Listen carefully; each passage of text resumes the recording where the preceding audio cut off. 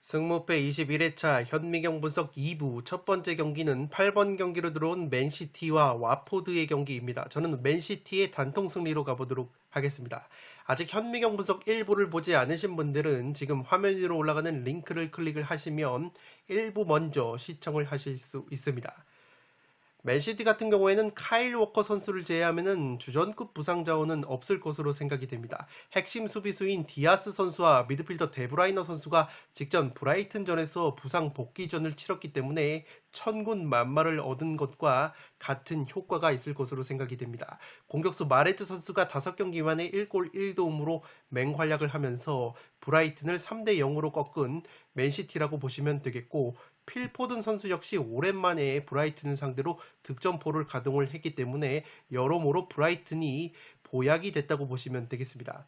와포드전 이후에 3일 뒤에 레알 마드리드와 챔피언스리그 4강 1차전 홈경기를 치르지만 현재 프리미어리그에서 2위 리버풀과 승점이 1점 차이밖에 나지 않고 경기 수가 동일한 상황에서 골 득실은 오히려 밀리고 있기 때문에 와포드를 상대로 대량 득점에 나설 만한 매치라고 생각이 되고 있습니다. 실제로 와포드를 상대로 상대 전적에서 6전 전승을 달리고 있는 맨시티이고 최소 2골 차 이상의 대량 득점을 하면서 승리를 거뒀던 맨시티이기 때문에 이번 경기 역시 일찌감치 득점을 해놓고 로테이션을 가동을 하려고 하지 않을까라는 생각을 가지고 있습니다. 와포드 같은 경우에는 3연패 수렁에 빠지면서 치열한 강등권 경쟁을 이어가고 있습니다. 그래도 산술적으로 봤을 때는 아직까지 잔류 가능성이 있다고 보시면 되겠습니다. 에버튼 17위 에버튼과 승점이 7점 차가 나고 있기 때문에 6경기나 남은 상황이기 때문에 남은 경기 결과에 따라서 잔류까지 충분히 노려볼 수 있는 와포드이고, 그래도 원정에서 오히려 홈보다 성적이 상승하는 부분과 핵심 공격 자원들인 사르, 데니스 선수가 오랜만에 브렌트포드를 상대로 공격 포인트를 기록을 했기 때문에 그러한 부분은 고무적이라고 할 수 있겠습니다. 공격수 쿠초 에르난데스 선수가 최근에 좋은 컨디션을 보여줬었지만 부상 여파로 인해서 이번 경기는 출전이 불가능할 것으로 보입니다. 살롱 코멘트에서 정리를 해드리면 이 경기는 우승 대 강등이라는 동기부여가 충돌하는 매치이지만 맨시티가 여러모로 유리해 보이는 매치라고 보시면 되겠습니다. 우선 상대 전적만 보더라도 와포드를 상대로 최근 압도적인 점수차 승리를 가져오고 있는 맨시티이고, 와포드 같은 경우에는 호지슨 감독 부임 이후에 기본적으로 수비 라인을 내린 뒤에 역습을 감행하는 형태인데 프리미어리그에서 그 어떤 팀보다도 수비적으로 내려앉은 팀을 가둬놓고 패는데 일가견이 있는 것이 맨시티라고 보시면 되겠습니다. 더욱이 현재 리버풀과 치열한 프리미어리그 우승 경쟁을 펼치고 있는 맨시티이기 때문에 리버풀에게 골득실이 6골이나 밀리는 상황에서 와포드전 대량 득점도 노릴 만한 매치라고 생각이 됩니다. 와포드전 이후에 3일 뒤에 레알과 챔스 홈경기 일정이 부담스럽지만 현재 리버풀과의 프리미어리그 우승 경쟁도 상당히 중요하고, 오히려 초반부터 와포드를 거세게 몰아세워서 일찌감치 승부를 보고 레알 마드리드전을 대비한 로테이션을 가동할 가능성도 있지 않나 싶습니다. 물론 와포드의 경우에는 브렌트포드를 상대로 패배를 당했지만 핵심 공격 자원인 데니스와 사르가 오랜만에 공격 포인트를 기록을 했고, 올 시즌 홈보다 오히려 원정에서 성적과 수비력이 향상하는 점과 와포드 역시 1부 리그 잔류 희망이 있다는 점은 아주 희박한 이변의 근거라고 볼 수 있겠습니다. 그러나 직전 와포드가 브렌트포드전에서 브렌트포드의 스로인과 세트피스로만 2골을 실점한 것처럼 세트피스 수비에 약점이 있는데, 맨시티 같은 경우에는 프리미어리그에서 세트피스 득점도 1위, 실점도 최소 실점 1위이기 때문에 그 어떤 팀보다 세트피스가 강력하다는 점에서 와포드가 세트피스로도 실점을 할 가능성이 높기 때문에 8번 경기는 맨시티의 단통 승리로 가보도록 하겠습니다. 9번 경기는 노리치와 뉴캐슬의 경기인데 승무패로 지어보도록 하겠습니다. 노리치 같은 경우에는 맨유 원정에서 아쉽게 2대3으로 패배를 당하면서 여전히 꼴찌를 달리고 있습니다만, 산술적으로 봤을 때 6경기가 남은 상황에서 잔류권인 에버튼과 승점이 8점 차가 나고 있기 때문에 충분히 1부 리그 잔류 가능성은 남아있다고 보시면 되겠습니다. 그래도 핵심 공격수 푸키 선수가 최근 리그 6경기에서 4골 2도움으로 활약을 해주고 있기 때문에 푸키 선수가 활약을 해준다면 충분히 뉴캐슬을 상대로 홈에서 승점을 가져갈 수도 있지 않을까 싶습니다. 뉴캐슬과의 상대 전적을 보시면 1승 3무 2패로 조금은 열세인데 지난 11월 뉴캐슬 원정에서는 1대1 무승부에 그친 바 있습니다.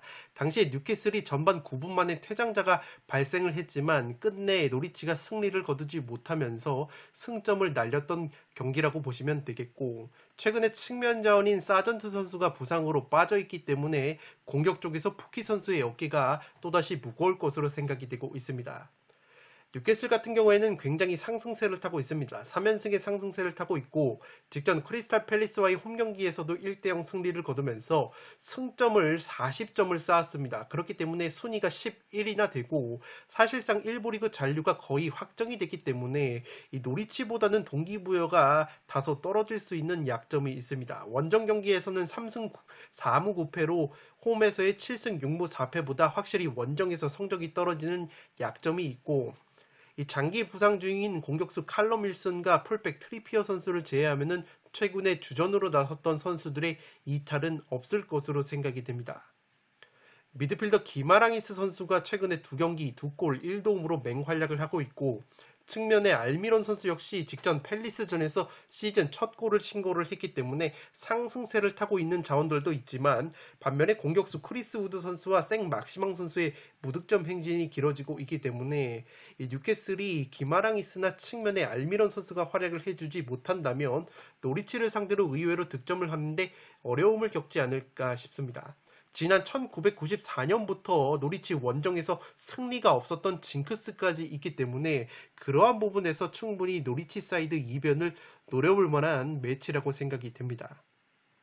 살롱 코멘트에서 정리를 해드리면 이 경기는 최근 경기력과 상승세를 고려하면 뉴캐슬이 유리해 보이는 경기이지만 노리치 쪽 역배를 충분히 노려볼 만한 매치라고 생각이 됩니다. 우선 노리치의 경우에는 여전히 1부 리그 잔류 희망이 남아있는 상황이고, 뉴캐슬은 사실상 1부 리그 잔류를 거의 확정을 한 상황이기 때문에 동기부여적인 측면에서는 노리치가 조금은 앞설 것으로 생각이 됩니다. 최근에 노리치가 경기력 자체가 나쁘지가 않고 무엇보다 주포 공격 자원인 푸키 선수의 골 감각이 나쁘지가 않기 때문에 푸키 선수가 활약을 해준다면 홈에서 승점 1점 이상은 노릴 수 있지 않을까 싶습니다. 뉴캐슬이 원정에서 성적이 떨어지면서 선제골을 실점할 시에는 라인을 무리해서 끌어올리는 경향이 있는데, 만약에 노리치를 상대로 선제 실점을 하거나 한 수 아래로 판단을 해서 무리해서 압박을 가한다면 뉴캐슬의 수비수 댄번 선수가 장신의 제공권은 좋지만 기동력에 문제가 있기 때문에 노리치의 에이스 공격 자원인 푸키 선수의 뒷공간 침투에 실점을 할 가능성이 높아 보입니다. 노리치의 유일한 장점이 리드를 잡았을 때 그 리드를 사수하는 능력이기 때문에 만약에 노리치가 선제골만 넣을 수 있다면 충분히 그 리드를 지켜내면서 승점 3점까지도 노릴 수 있는 매치라고 생각이 됩니다. 또한 징크스적인 부분에서 지난 1994년부터 노리치 원정에서 승리를 거두지 못했던 뉴캐슬이기 때문에 그러한 징크스까지 고려를 한다면 뉴캐슬이 타이밍적으로 부러질 만한 매치라고 생각이 됩니다. 올 시즌 리그에서 4연승이 없었던 패턴이 있기 때문에 현재 3연승 중이라는 점에서 패턴적으로 봤을 때도 한번 부러질 타이밍이지 않나 싶습니다. 9번 경기는 승무패로 가면서 이변을 노려보도록 하겠습니다. 10번 경기는 미넨과 도르트문트의 경기인데 바이에른 미넨의 단통 승리로 가보도록 하겠습니다. 폴더스의 여유가 있으신 분들은 무승부까지 받쳐보실 것을 추천드리도록 하겠습니다. 바이에른 미넨이 5경기 3승 1무 1패의 흐름을 보여주는 가운데 아르미니 원정에서 3대0 승리를 거두면서 분위기 반전에 성공을 했습니다. 최근에 챔피언스 리그에서 탈락을 하면서 조금은 분위기가 좋지 못했던 바이에른 미넨인데, 어쨌든 챔스에서 탈락이 됐기 때문에 분데스리가 우승 경쟁에 집중을 할 수 있는 여건을 마련을 했다고 보시면 되겠습니다. 최근 도르트문트와의 상대 전적을 보시면 6전 전승 압도적인 우위가 있는데, 이 맞대결에서 한 골차 승리가 많았기 때문에 이번 경기 역시 상당히 난타전 구도가 예상이 되고 있습니다. 주전급 자원의 이탈은 없을 것으로 보이기 때문에 수비 쪽에서 전력 누수가 많은 도르트문트보다 전력 누수 면에서는 유리할 것으로 생각이 되고 있습니다. 공격수 레반도프스키 선수가 여전히 많은 골을 넣어주고 있고 이 토마스 밀로와 르로이 사네 선수가 최근에 무득점 행진이 길어지고 있기 때문에 또다시 레반도프스키 선수의 어깨가 상당히 무거울 것으로 생각이 됩니다. 반면에 도르트문트 같은 경우에는 직전 볼프스부르크와의 홈경기에서 6대1 대승을 거뒀고 홀란드, 로이스, 브란트 같은 핵심 공격자들의 컨디션이 골고루 좋기 때문에 화력적인 측면에서는 도르트문트가 전혀 밀릴 것 같지 않은 매치라고 보시면 되겠습니다. 다만 베테랑 수비수 홈멜스 선수가 미드필더 다우드, 골키퍼 코벨 선수가 출전 여부가 불투명하기 때문에 수비 쪽에서 전력 누수가 불가피할 것으로 보입니다.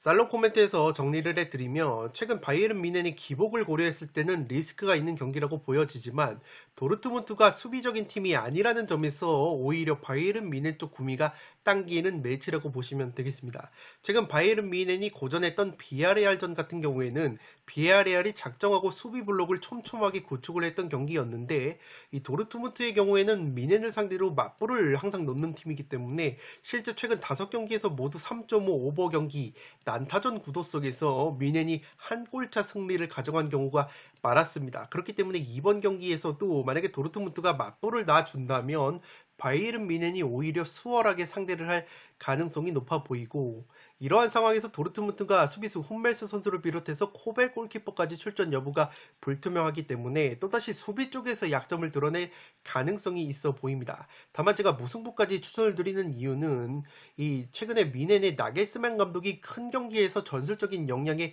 물음표가 붙은 상황이고 도르트문트의 홀란드를 비롯한 핵심 공격자원들의 컨디션이 굉장히 좋기 때문에 충분히 무승부 정도까지는 오랜만에 도르트문트가 노려볼 수도 있는 매치라고 생각이 되고 있습니다. 그렇기 때문에 폴더스에 여유가 있으신 분들은 무승부까지 받쳐보실 것을 추천드리면서 10번 경기는 바이에른 뮌헨의 단통 승리로 가보도록 하겠습니다.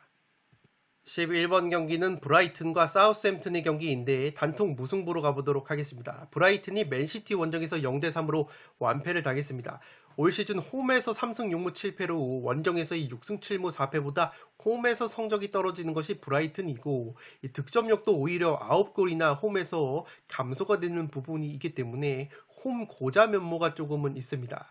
사우스햄튼과의 상대 전적을 보시면 1승 2무 3패로 열세인데 지난 12월 사우스햄튼 원정에서 1대1 무승부를 거둔 바 있습니다. 이상하게 홈에서 사우스햄튼 상대로 최근에 1무 5패, 4연패 수렁에 빠져 있기 때문에 상당히 홈에서는 사우스햄튼에게 약한 모습이 있습니다. 프리미어리그에서 무승부가 13차례로 가장 많은 무승부를 캐고 있는 것이 브라이튼이고 브라이튼은 주전 미드필더 비수마 선수가 징계로 빠지기 때문에 중원 쪽에 공백이 예상이 되고 있습니다. 최근에 좋은 골 감각을 보여줬던 트로사르라는 공격수가 맨시티전에 돌연 결장이 됐는데 이번 경기에서 트로사르 선수의 출전 여부가 상당히 관건으로 보여집니다. 현재 출전 가능성은 반반 정도로 보여지고 트로사르 선수가 나오지 못한다면 최전방에서 골 결정력에 또다시 어려움을 겪을 만한 브라이튼이라고 보시면 되겠습니다. 무페이 선수가 8경기 무득점, 웰백 선수가 12경기 무득점이기 때문에 프리미어리그 홈 경기에서 득점력이 꼴찌인 브라이튼이 또다시 홈에서 고자 공격력을 보여줄 가능성도 있지 않을까 싶습니다. 사우스햄튼 같은 경우에도 분위기가 상당히 좋지 못합니다. 번리 원정에서 0대2로 패배를 당하면서 1승 1무 3패 부진의 늪에 빠져 있고 원정에서는 3승 5무 8패로 홈에서의 6승 7무 4패보다 원정에서 성적이 떨어지는 모습이 있습니다. 실점 역시 2배 가까이 증가가 되는 원정에서의 사우스햄튼이고 브라이튼 다음으로 무승부가 많은 것이 사우스햄튼이기 때문에 충분히 무승부가 또다시 나올 가능성도 있어 보입니다. 주전급 부상 자원이 없기 때문에 결정자적인 측면에서는 사우스햄튼이 조금은 유리하지 않을까 싶고 사우스햄튼 역시 최전방 공격 자원인 브로야 선수와 채 아담스 선수의 득점, 무득점 행진이 길어지고 있기 때문에 브라이튼과 마찬가지로 최전방의 골 결정력이 상당히 어렵다고 보시면 되겠습니다. 최근 8경기 1승 1무 6패 하락세에 빠져 있고 실점이 무려 21골이나 되고 있기 때문에 수비가 상당히 불안하다고 보시면 되겠습니다. 살롱 코멘트에서 정리를 해드리면 양 팀의 경우에는 강등권 순위 팀들과 승점차가 조금 나는 편이라서 여유가 조금은 있다고 보시면 되겠습니다. 브라이튼의 경우에는 13무로 무자비 1위, 사우스햄튼은 12무로 무자비 2위이기 때문에 직전 맞대결 역시 1대1 무승부로 끝이 난 만큼 이번에도 팽팽한 무승부 구미가 당기지 않나 싶습니다. 브라이튼으로서는 최근 좋은 골 감각을 보여줬던 트로사르라는 공격수의 복귀 여부가 관건으로 보여지고, 만약에 트로사르가 맨시티전에 이어서 또다시 결장이 된다면 최근에 무페이 웰백 선수의 골 감각이 떨어져 있는 상황에서 브라이튼이 골 결정력에 어려움을 겪을 만한 매치라고 생각이 됩니다. 마찬가지로 사우스햄튼 역시 최전방 브로야와 최 아담스 선수의 무득점 행진이 길어지고 있기 때문에 사우스햄튼 역시 빈공을 보여줄 가능성이 있어 보입니다.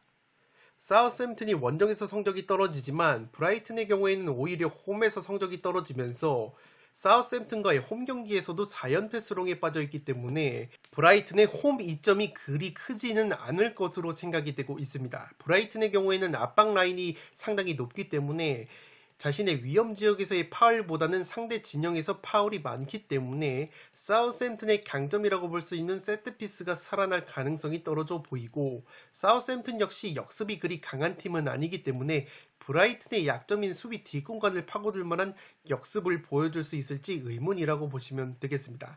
따라서 아주 팽팽한 무승부가 당기는 매치이기 때문에 11번 경기는 단통 무승부로 가보도록 하겠습니다. 12번 경기는 번리와 울버햄튼의 경기인데 단통 무승부로 가보도록 하겠습니다. 번리 같은 경우에는 사우스햄튼과의 홈 경기에서 2대0 승리를 거두면서 최근에 두 경기 1승 1무 상승세를 타고 있습니다. 션다이시 감독을 경질한 이후에 1승 1무로 승점을 4점을 쌓으면서 17위 에버튼과 승점차를 좁혔기 때문에 충분히 1부 리그 잔류 가능성이 살아난 것이 번리라고 보시면 되겠고, 최근에 벤미라는 주전 수비수가 빠져 있었지만 이 수비수 콜린스 선수가 대신 나와서 최근에 4경기 2골을 넣어주면서 세트피스에서 강점을 보여주고 있습니다. 공격수 베오르스트 선수가 2경기에서 1골을 넣어주면서 골 감각을 살리고 있기 때문에 베오르스 선수의 활약이 기대가 되고 있습니다. 홈 경기에서 4승 6무 6패, 원정에서 1승 7무 8패로 홈에서 훨씬 더 좋은 성적을 보여주는 번리이기 때문에 충분히 저력을 보여줄 만한 매치라고 생각이 되고, 무엇보다 울버햄튼과의 상대 전적에서 최근 3승 3무로 우위에 있습니다. 지난 12월 울버햄튼 원정에서 0대0 무승부를 거두면서 최근 6경기에서 울버햄튼을 상대로 패배가 없는 것이 번리라고 보시면 되겠습니다. 벤미 선수를 비롯해서 주전 미드필더 웨스트우드 선수가 부상으로 결장이 되기 때문에 중원과 수비 쪽에 누수가 조금 있을 것으로 생각이 됩니다.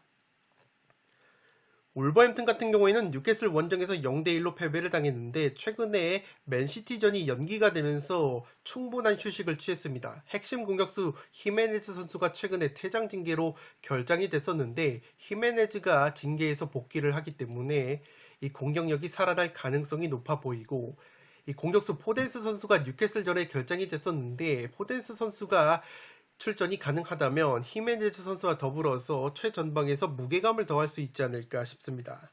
홈과 원정 성적을 비교해봤을 때 기복이 없는 성적을 보여주고 있는 것이 울버햄튼인데 최근에 리그 8경기에서 3승 5패로 무승부가 없으면서 기복이 상당히 있다고 보시면 되겠습니다. 짠물 수비가 최대 강점으로 꼽혔던 울버햄튼인데 8경기에서 10실점으로 꾸준하게 실점을 하고 있는 점도 울버햄튼의 기복이 있는 경기력 원인이라고 보시면 되겠습니다.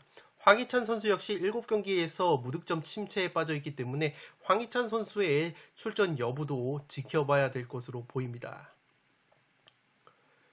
살롱 코멘트에서 정리를 해드리면 이 경기는 최근 분위기만 놓고 보면은 번리 사이드를 충분히 노려볼 만한 매치라고 생각이 됩니다. 번리의 경우에는 강등 경쟁 속에서 션다이시 감독 경질이라는 강수를 뒀는데 최근 두 경기 1승 1무로 감독 경질 효과를 받고 있다고 보시면 되겠습니다. 그에 반해서 울버햄튼은 최근 리그 8경기 3승 5패 기복이 심한 경기력을 보여주고 있고, 무엇보다 히메네즈, 황희찬 같은 핵심 공격자원들의 컨디션이 좋은 편은 아니라고 보시면 되겠습니다.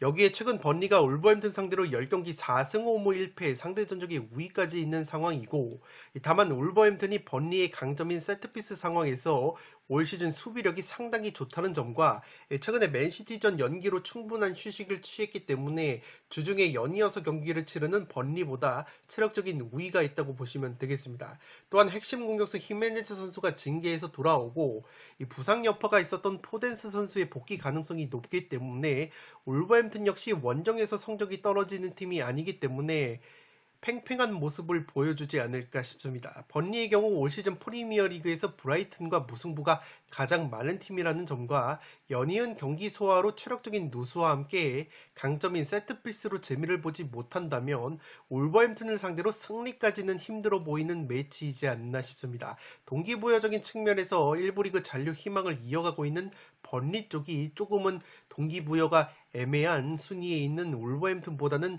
더 클 것으로 생각이 되기 때문에 홈에서 쉽게 패배를 할 것 같지는 않습니다. 12번 경기는 과감하게 번리의 단통 무승부로 가보도록 하겠습니다. 13번 경기는 보움과 아우쿠스부르크의 경기인데 단통 무승부로 가보도록 하겠습니다. 보움 같은 경우에는 1승 1무 3패로 최근에 좋지 못한 흐름을 보여주고 있습니다. 프라이부르크 원정에서 0대3으로 완패를 당했는데 올 시즌 홈 경기에서 7승 4무 4패로 원정에서의 3승 2무 10패보다 확실히 홈에서 좋은 모습을 보여주는 것이 보움이라고 보시면 되겠습니다.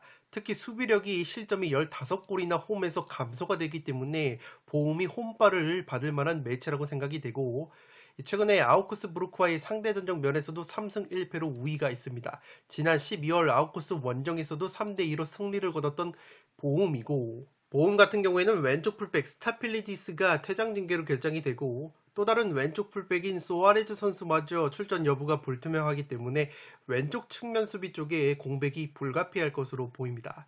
최근에 장신 공격수 폴터 선수가 4경기 무득점, 왼쪽 측면에 홀트만이 8경기 무득점, 측면에 판토비치 역시 11경기 무득점이기 때문에 공격력이 조금은 주춤하고 있는 보움인데 그래도 측면에 일본 선수인 아사노 선수가 3경기에서 2골을 넣어주고 있기 때문에 아사노 선수의 어깨가 상당히 무거울 것으로 생각이 되고 있습니다. 4-3-3 포메이션을 가동하면서 역습 득점에 일가견이 있는 것이 보움의 특징이라고 보시면 되겠습니다. 아우쿠스 같은 경우에는 헤르타 베를린과의 홈경기에서 0대1로 패배를 당하면서 최근에 2연패 수렁에 빠졌는데 패턴적으로 봤을 때 리그에서 3연패가 없었기 때문에 패턴적으로는 반등할 타이밍이지 않나 싶습니다. 이 주전급 부상 자원이 딱히 없기 때문에 최상의 전력을 가동할 수 있는 아우크스부르크라고 보시면 되겠는데 홈 경기에서 6승 4무 5패, 원정에서 2승 4무 9패로 확실히 원정에서 경기력이 떨어지는 것이 아웃국이라고 보시면 되겠습니다. 그래도 최근에 장신 공격수 그레고리슈 선수를 비롯해서 니더레츠너, 안드레 한, 바르가스 같이 핵심 자원들이 이 공격 포인트를 꾸역꾸역 올려주고 있기 때문에 이 선수들의 활약이 기대가 되는 매치라고 생각이 되고 있습니다. 영입생 공격 자원인 페피 선수는 10경기 무득점 침체에 빠져 있기 때문에 선발보다는 백업으로 나설 가능성이 있어 보입니다. 살롱 코멘트에서 정리를 해드리면 양팀 스타일 비슷한 면이 많습니다. 롱볼 공격을 선호하고 좌우 측면 크로스 공격 빈도가 높습니다. 선제골이나 리드를 잡았을 때 역전을 잘 허용하지 않는다는 점도 상당히 비슷하다고 보시면 되겠습니다. 득점력이 빈골한 점도 비슷한데 보험 같은 경우에는 분데스리가 최소 득점 3위를 달리고 있고 아웃국은 최소 득점 5위를 달릴 정도로 양팀 모두 공격 쪽에서 골 결정력이 떨어진다고 보시면 되겠습니다.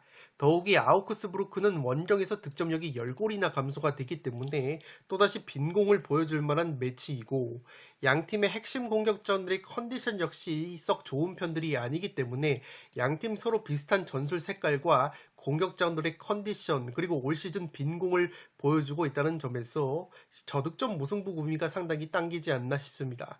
그래도 기본적으로 올 시즌 홈에서 좋은 성적을 보여주고 있는 보움이 원정 성적 뒤에서 세 번째인 아우쿠스보다는 근소하게 앞서는 경기를 할 것으로 생각이 되지만 동기부여적인 측면에서 아직까지 1부 리그 잔류가 불안한 아우쿠스부르크가 승점에 여유가 있는 보움보다는 강한 부분이 있고 패턴적으로 리그 3연패가 없었던 아우쿠스이기 때문에 무승부 정도로 승점을 챙기면서 잔류 희망을 이어가지 않을까 싶습니다. 13번 경기는 단통 무승부로 가보도록 하겠습니다. 마지막 경기는 헤르타 베를린과 슈투트가르트의 경기인데 헤르타의 단통 패배로 가보도록 하겠습니다. 폴더스에 여유가 있으신 분들은 헤르타의 승리까지 가져가실 것을 추천드리도록 하겠습니다. 헤르타가 아우크스부르크 원정에서 1대0 승리를 거두면서 분위기 반전에 성공을 했습니다. 홈 경기에서 5승 3무 7패로 원정에서의 3승 2무 10패보다 홈에서 성적이 좋은 것이 헤르타이고 득점력 역시 득점이 10골이나 증가하는 부분이 있습니다. 다만 올 시즌 최다 실점 2위를 달릴 정도로 수비가 상당히 불안한 것이 헤르타이고 슈투트와의 상대 전적을 보시면 1승 2무 3패로 조금은 열세인데 슈투트가르트 원정을 떠나서 12월 달에 2대2 무승부를 거둔 바 있습니다. 제가 헤르타 사이드가 조금은 어렵다고 보는 것이 공격 쪽의 전력 누수가 상당히 심하다고 보시면 되겠습니다. 주포 공격 자원인 요베티치 선수 역시 최근에 부상 여파로 나서지 못하고 있고 측면에서 5골이나 넣어줬던 리히터라는 측면 자원 같은 경우에는 징계로 결정이 됩니다. 또한 주전 골키퍼 슈볼로프가 부상으로 빠져 있고 이 공격수 벨포딜이라는 공격수 역시 결장 가능성이 있다는 보도가 있기 때문에 충분히 공격 쪽에서 어려움을 겪을 만한 헤르타라고 보시면 되겠습니다. 주로 뽀백 전술을 사용을 하고 왼쪽 측면인 이 플라텐하르트와 미텔스타트, 세르다르로 이어지는 왼쪽 측면 공격이 굉장히 날카롭다고 보시면 되겠습니다. 최소 득점 4위 빈공을 보여주는 헤르타이기 때문에 요베티치와 더불어서 벨포딜까지 최전방에 나오지 못한다면 골 결정력에 어려움을 겪을 만한 매치라고 생각이 됩니다. 슈투트 같은 경우에는 최근에 5경기 1승 3무 1패로 승점을 꾸준히 쌓으면서 이 강등권 경쟁을 이어가고 있습니다. 최근 리그 6경기 2승 3무 1패로 나쁘지 않은 흐름을 보여주고 있는데 원정 경기에서는 3연속 무승부를 거두고 있습니다. 분데스리가에서 두 번째로 무승부가 많은 것이 슈투트이고 이 슈투트가 중원 쪽에 공백이 예상이 되고 있습니다. 주전 미드필더 엔도 선수가 직전 경기 코로나로 결장이 됐었기 때문에 컨디션이 100%가 아닐 가능성이 높고 주전 미드필더 카라조르 선수와 망갈라 선수 역시 출전 여부가 불투명하기 때문에 만약에 이 세 선수가 나오지 못한다면 슈투트가 중원 쪽에서 상당히 공백이 심할 것으로 생각이 됩니다. 그래도 최근에 장신 공격수 칼라이지치 선수가 리그 7경기에서 4골을 넣어주고 있고 왼쪽 윙백 소사 선수는 여전히 날카로운 왼발 킥으로 3개의 어시스트를 추가적으로 올려주면서 제 몫을 해주고 있기 때문에 소사와 칼라이지치의 활약에 기대를 걸어볼 만한 슈투트라고 보시면 되겠습니다. 현재 15위 헤르타 베를린과 승점 1점 차이기 때문에 양팀 모두 상당히 승점 6점짜리 맞대결이라는 부분에서 승패가 갈릴 만한 매치라고 생각이 되고 있습니다. 살롱 코멘트에서 정리를 해드리며 양팀 모두 서로를 공략할 수 있는 무기가 있는 경기라고 생각이 됩니다. 슈투트의 경우에는 소사의 날카로운 왼발 세트피스 킥과 장신 공격수 칼라이지치의 뚝배기 패턴 세트피스 공격이 강력하고 헤르타 같은 경우에는 세트피스 실점이 13골로 분데스에서 세 번째로 많은 팀이기 때문에 슈투트가 세트피스로 재미를 볼 가능성이 있어 보입니다. 반면에 슈투트의 경우에는 준수한 제공권을 가지고 있는 것에 비해서 의외로 롱볼 공격에 취약점을 보이는데 헤르타의 경우에는 쇼패스보다는 롱볼 공격에 강점이 있다고 보시면 되겠습니다. 그런데 롱볼 패스의 정확도를 제가 찾아보니까 분데스리가에서 최하위권에 속한다고 보시면 되겠습니다. 해당 통계가 롱볼 패스의 정확도를 나타내는 통계인데 헤르타 베를린이 15위밖에 되지 않기 때문에 이 슈투트를 공략함에 있어서 롱볼을 자주 활용을 한다고 하더라도 부정확한 롱볼 패스가 들어간다면 슈투트가 의외로 막아냄에 있어서 어려움이 없을 만한 매치라고 생각이 되고 있습니다. 여기에 헤르타가 또다시 최전방에 요베티치가 결장이 되면서 벨포딜이라는 공격수까지 결장이 되는 가운데 측면에 리히터까지 징계로 빠지게 된다면 골 결정력에서 상당히 어려움을 겪을 만한 매치이고 반면에 슈투트는 칼라이지치 선수가 출전이 가능하다면 칼라이지치 선수가 최근에 나쁘지 않은 컨디션을 보여줬었기 때문에 최전방 골 결정력 역시 근소하게 슈투트가 우위를 가져가지 않을까 싶습니다.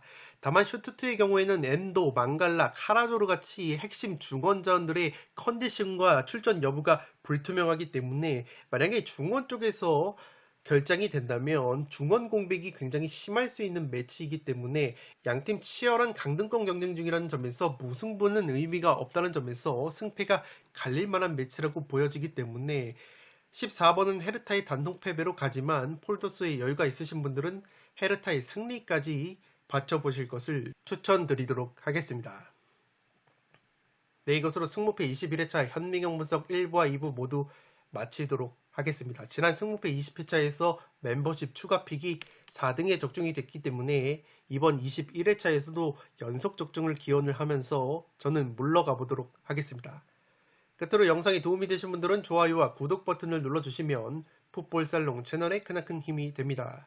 구독 버튼 옆에 종 모양의 알림 설정을 해주시면 그 누구보다 빠르게 양질의 축구 승무패 포르투 관련 분석 콘텐츠를 만나보실 수 있습니다. 지금까지 풋볼살롱이었습니다. 감사합니다.